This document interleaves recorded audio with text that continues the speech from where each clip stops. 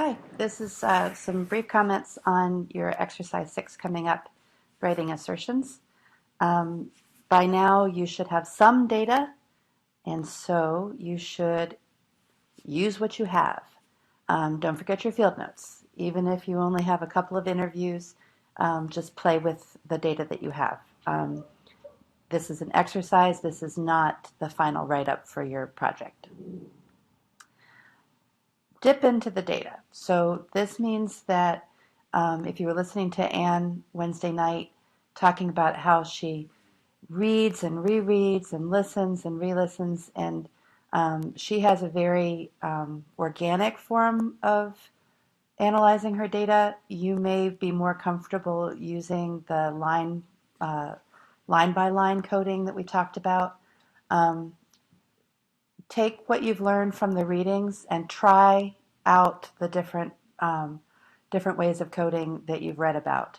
Um, you may need to produce your data in a different form, like if you have it in a Word document, you may want to set the margins like Cornell note-taking method, where you have the transcript over on one side and space on the other side to take notes.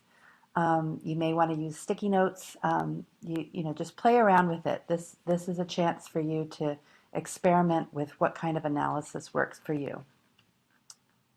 Then you want to compose your meal. I just like the picture. I'm sorry. But I did find this website. If I can go to it. Come on. Yep. That has a section on memoing. And we haven't talked about this yet, but I thought that this might be helpful to you, especially the examples that are on this page. Um, the memoing is basically a fancy name for talking about what might be in your field notes when you get to the analytic stage. And remember, analysis and qualitative research is iterative, and it is not linear, and it happens from the first moment that you start thinking about your questions.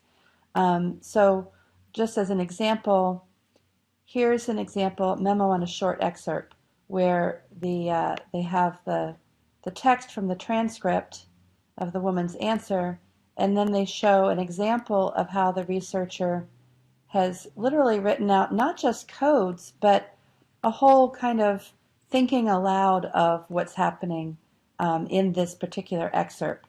The site goes on to give you some examples of longer ones. I recommend reading through this and imagine how you might do this with your research. You can try just trying to narrow it down to simple codes, but you might also try this kind of elaboration of memoing. I thought that was useful. So now I have to figure out how to get back to there we are. Okay. So play around with that until you get to the point where you feel like you have something to say, in which case this is Zia. Tell Zia what you know. So you can say, Zia, I think I know. You can use your own dog or couch or, person walking down the street. I don't care, but it helps to actually have an audience. I think I know this about my data, about my research, because and just fill in the blanks. Explain it out loud. Really talk it through. It's good to do this orally, and then what you'll do is do it in writing. Then write it down. In what you're going to turn in for your exercise, you're going to pick out two assertions. I think actually the exercise asks for two assertions. If you can only come up with one good one, that's fine. This is an exercise. The point is to try out writing up a theme. In your assignment, describe your analytic process. You've already been doing this a little bit in your research design. If you haven't, do it here. If you have already, do it here anyway. So write down your analytic process. What did you do? Pick out one of the themes that was emerging from your thinking and write it up.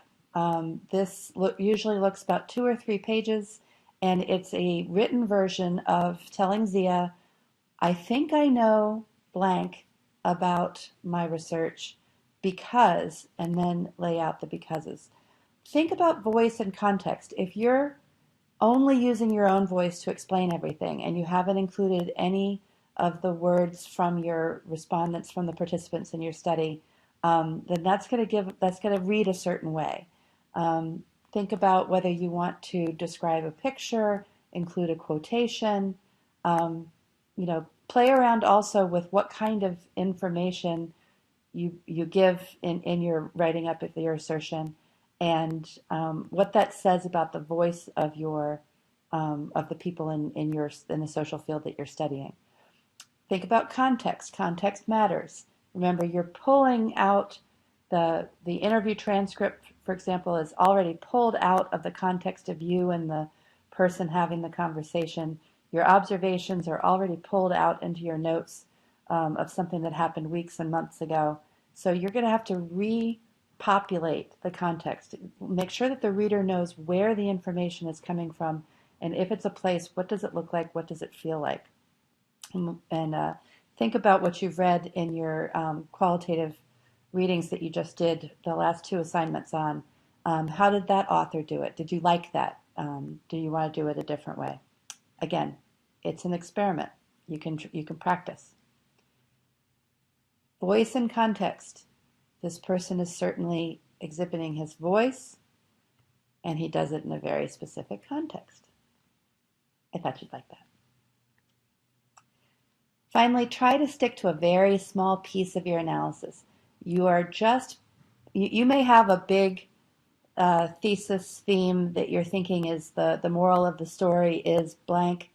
Try picking one of your sub-themes. Pick one little thing that you can say something about. And have fun. Remember, this is just a drill. It's only a drill. Your life does not depend on it.